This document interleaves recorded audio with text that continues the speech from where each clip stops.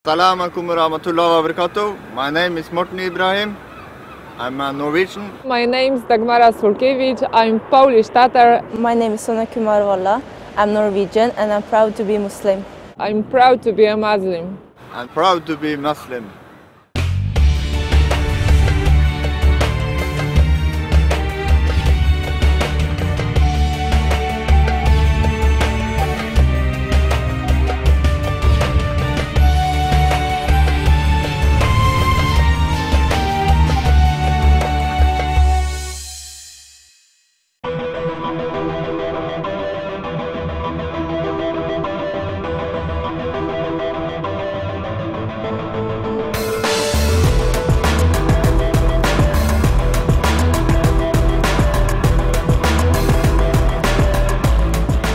Masih muram cuaca di Polandia hari ini.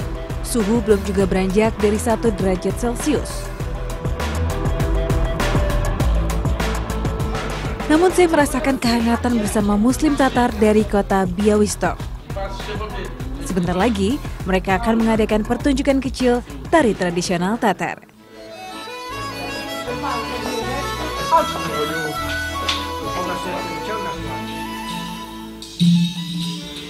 Buncuk adalah nama yang mereka pilih untuk grup tari ini. Mengacu pada simbol kebesaran prajurit Tatar di masa silam.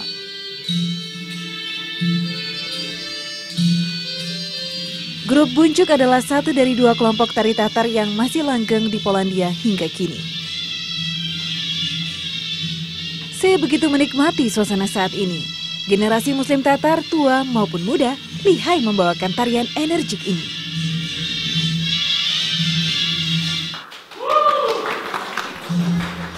Tarian ini biasanya hanya digelar ketika ada perayaan istimewa seperti saat musim panas, Idul Fitri, atau ada tamu datang.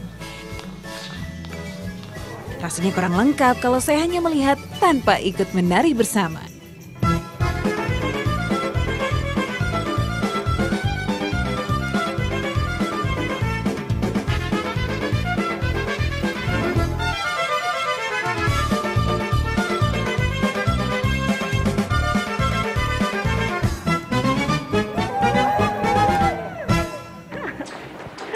Nah, Tatar merupakan komunitas muslim pertama yang datang di Polandia pada abad ke-14 dan ratusan tahun setelah kedatangan mereka, generasi muslim Tatar masih terus melestarikan tradisi dan juga warisan nenek moyang mereka. Salah satunya dengan tarian tradisional Tatar ini. Sampai kini berbagai peninggalan muslim Tatar masih tersimpan di penjuru Polandia. Masjid, pemakaman, hingga kuliner masih menjadi bagian hidup mereka. Namun sayang, kehidupan beragama dan budaya Tatar telah banyak tergerus zaman.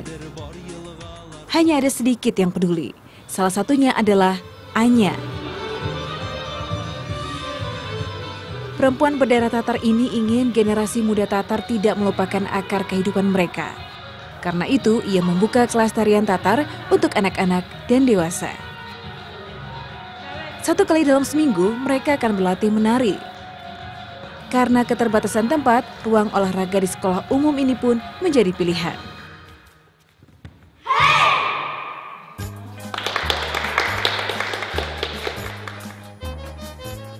Assalamualaikum.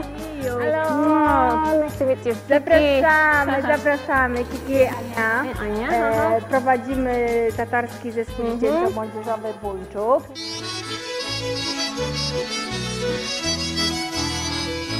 Meski masih belia, bocah-bocah ini begitu rancak bergerak, lincah mengikuti alunan musik. Belum lagi kostum mereka yang beraneka warna, membuat tarian ini terlihat begitu cantik.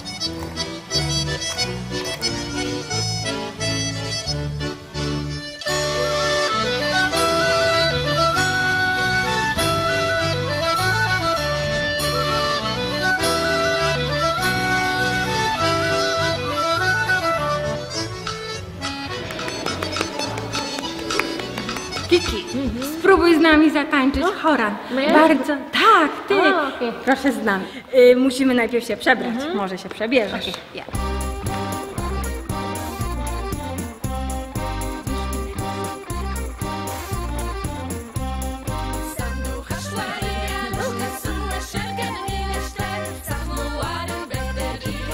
Nah, mumpung lagi ada di sini, nggak afdol rasanya kalau cuma nonton latihan tarian Tatar. Jadi sekarang saya mau ikutan belajar nari sekaligus memakai kostumnya yang sangat cantik ini. Nah, jika kita lihat kostum tarian ini sangat terlihat bahwa bangsa Tatar itu adalah komunitas Muslim.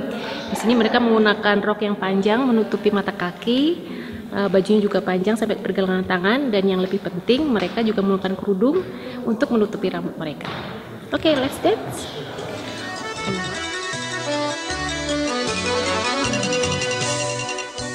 Kali ini saya merasa lebih menyatu. Dengan pakaian tradisional ini, saya menjadi bagian dari mereka. Saatnya kembali mencoba tarian Tatar.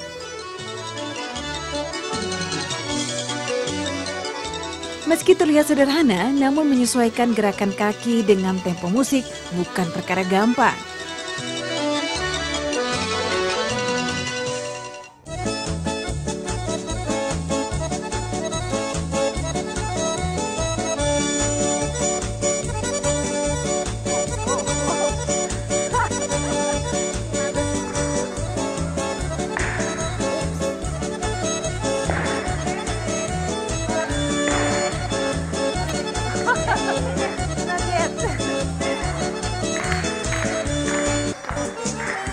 So Anya, what is the purpose of this Tatar dancing? Taniec tatarski, ten, który tańczymy w naszym zespole Buńczuk, to jest tak hajtarma, tim i tańce inne dziewcząt lub chłopców. Allahu Akbar, Allahu Akbar, La ilaha illallah, Allahu Akbar. Tidak terasa 2 jam berlalu. Selesai kelas menari, para Muslim Tatar bersujud menghadap Allah, mengucap syukur atas berkah mereka hari ini.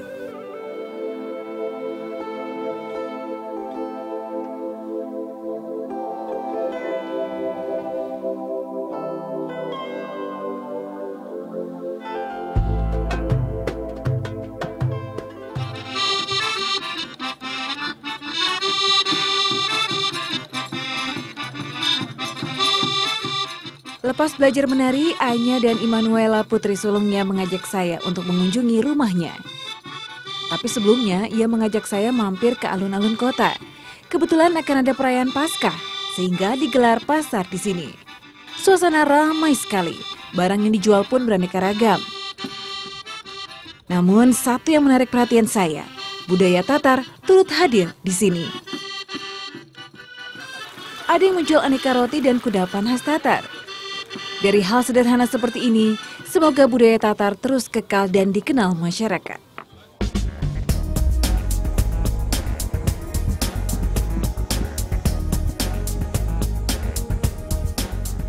Di dalam apartemen ini, Anya tinggal bersama keluarganya. Suaminya juga merupakan Muslim Tatar. Mereka dikaruniai 2 orang anak, si cantik Immanuela dan si bungsu Salim.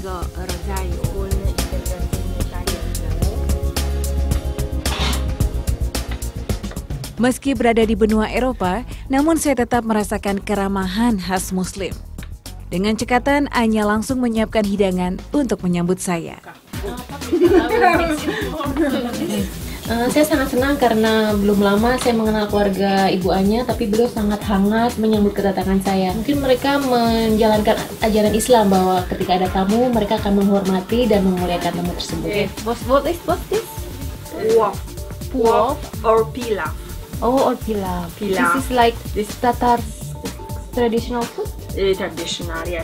Tatar from Tatar. Not Polish Tatars. But Tatars from another country. Yes. Another region. Mengingatkan saya pada masakan Indonesia nasi goreng yang ternyata pernah dicicipi oleh Anya. It was lesson. Oh, cooking lesson? Lesson, yes. From cooking Indonesia? lesson from Indonesia. Oh, so you learned to cook nasi goreng? Woman from Warsaw. Oh, yes. She came here and teach Yes. nasi goreng. You like nasi goreng? Yeah. Nasi goreng. Para. Szykuj się. Jedzenia. A co? No rozwijaj się na jedzenie. Kadr. smells so good. Alhamdulillah, meski jauh dari rumah, namun saya menemukan keluarga baru di Polandia. Allahumma barik lana fihi wa at'imna khairan minhu. So, sera, desvelar. I like some coffee too, but fresh. Kecintaan dan kebanggaan sebagai Muslim Tatar yang menyalakan semangat Ania untuk terus menghidupkan tradisi Tatar. Utrzymujemy tą tradycję tatarską, właśnie tak jak wspomniałam, po to, żeby trwać i dawać przykład przede wszystkim dla swoich młodszych pokoleń, dla naszych dzieci, później dla naszych wnucząt. No, po to, żeby trwać, żeby tatarskość nasza nie zaginęła, żeby trwała, żebyśmy naprawdę jeszcze lata przetrwali. Lata, setki lat, inshallah. Semoga budaya Tatar senantiasa lestari di hati Muslim Tatar dengan Islam sebagai pedoman hidup mereka. Ada fakta unik di negara Chopin ini. Semua perempuan asli Polandia selalu memiliki nama berakhiran A. Seperti muslimah-muslimah yang sempat saya temui di sini, yaitu Anya, Immanuela, Dagmara, Joanna, Martiana, dan Adriana. Tidak ada yang tahu pasti kapan hal ini bermula dan kenapa. Warga Polandia juga tidak merayakan hari lahir mereka. Justru hari nama atau imieniny lebih populer. Mayoritas warga Polandia yang beragama Katolik umumnya memberi nama anaknya berdasarkan Santo yang berdekatan dengan tanggal kelahiran. Hari Santo yang menjadi nama mereka lah yang kemudian dirayakan. Contohnya, jika 21 Januari dirayakan sebagai Hari Santa Agnieszka, maka semua yang punya nama Agnieszka akan merayakan hari nama bersama. Saking populernya, kaum non-Katolik pun ikut merayakan hal ini.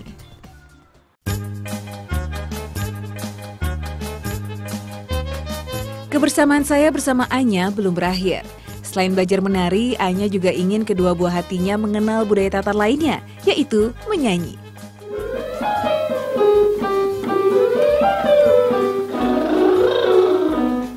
Saya senang melihat semangat mereka. Sedari dini telah ditanamkan agar bangga sebagai Muslim Tatar.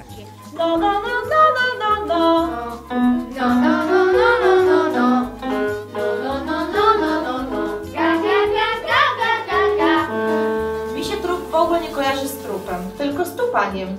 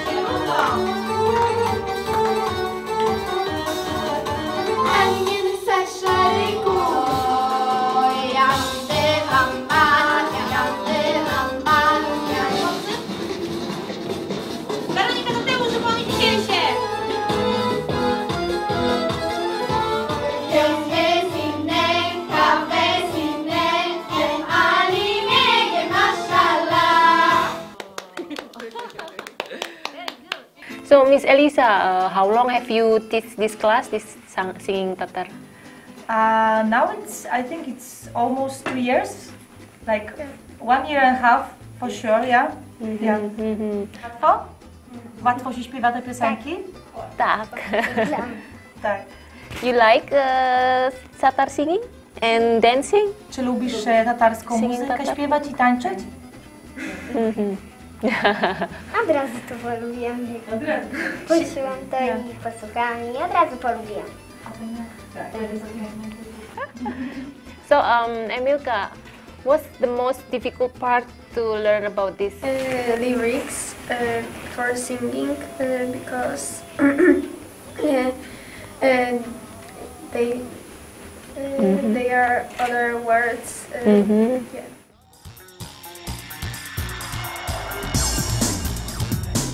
Tidak sampai di sini saja kecintaan Anya dan keluarga akan budaya Tatar. Mereka masih punya agenda hari ini, belajar bahasa Tatar. Onun musafiri. Onun musafiri. Jego gość, tak? Mój i mój. Bahasa Tatar memang tidak lagi digunakan dalam percakapan sehari-hari. Bahkan bangsa Tatar kini tidak lagi memahaminya. Pengajar di kelas ini, Arzi Osmanova, adalah Muslim Tatar dari Crimea. Vicky, can you write your name and where are you from? My name? Oh, okay.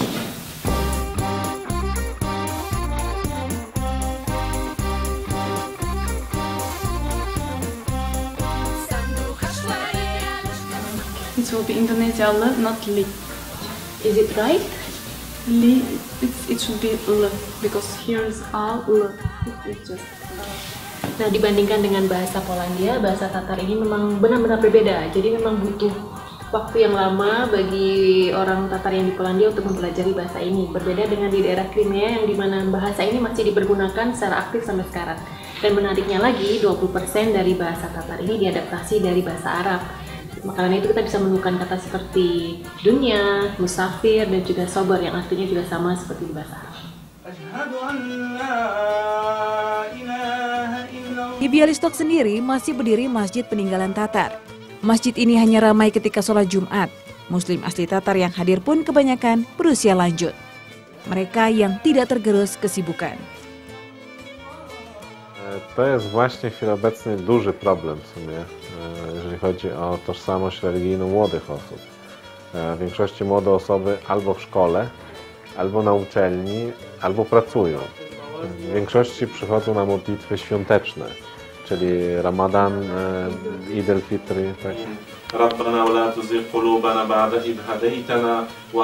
Tidak bisa dipungkiri Muslim Tatar telah banyak tergerus zaman. Hanya segelintir yang menjadikan Islam sebagai pegangan hidupnya. Kehidupan Muslim di Polandia kini kian beragam dengan kehadiran mualaf asli Polandia. Islam hadir menjadi lentera di antara gegap gempitanya kehidupan di Eropa. Bahkan kebanyakan dari mualaf masih berusia muda. Salah satunya adalah Maciek yang baru berumur 18 tahun. Tahun ini adalah Ramadan keduanya sebagai Muslim. Punya pengalaman menarik ketika pertama kali berpuasa. Nice to meet you. Nice to meet you too. So, how you spend your last Ramadan? Funny thing is that, you know, when I converted, almost nobody wants to explain me how, explain anything more about Islam than the basics. And they told me that Ramadan lasts from the morning until dark, because it's how it exactly translates into Polish, right? So I look out of the window and, you know, I was fasting until Isha. And days here are quite long in summer. So it would be fasting from 2 a.m. or 3 a.m. until 11. Wow, 11 p.m. Yeah. That's your first Ramadan. You spent That was my first Ramadan. I have 3 or 4 hours to eat and drink. Yeah, quite hard. Maciek mengenal Islam pertama kali karena kecintaan akan budaya Arab yang terasa unik baginya. Was interested in Arabic culture very, very much. Not in the Islam itself, but in the way that Arab dress. I was interested by the sound of the language, the way the language sounds. So try to learn that. Basic conversation, basic words, right?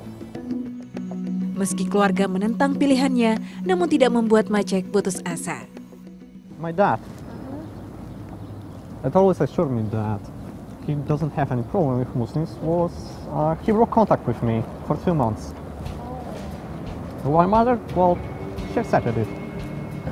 Yeah, we didn't talk much about it.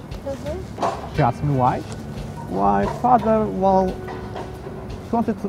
he didn't want to hear about it. I warned him first when I was just planning to convert. Well, he never asked me why. He never asked me why or let me explain to him why. Didn't want to hear the reason.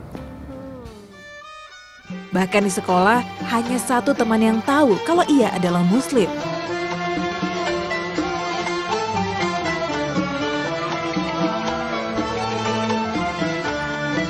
Alhamdulillah, tantangan ini tidak mengendurkan semangat Macek untuk terus memperluas cakrawala keislamannya.